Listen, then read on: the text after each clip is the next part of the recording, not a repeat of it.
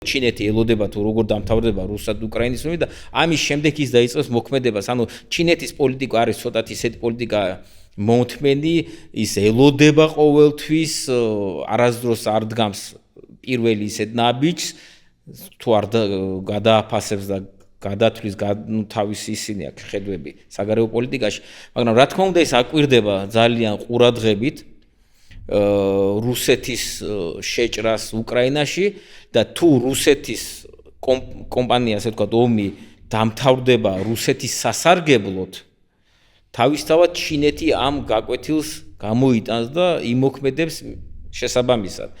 რუსეთის დამარცხების შემთხვევაში დარწმუნებულად ჩინეთის საგარეო პოლიტიკა შერბილდება იგივე ტაივანის მიმართებაში, ფილიპინების მიმართებაში და ბევრი სხვა ქვეყნების მიმართებაში, ვისთანაც გააჩნია პრეტენზია. აქ წყდება ახლა უფრო ბედი იმ ქვეყნების, ვინც არიან ახლა ევროპის გარეთ. ევროპის შიგნით მაინც ასე თუ ისე უსაფრთხოების სისტემა ჩამოყალიბებულია, იქ სხვა კულტურაა უკვე ჩამოყალიბებული.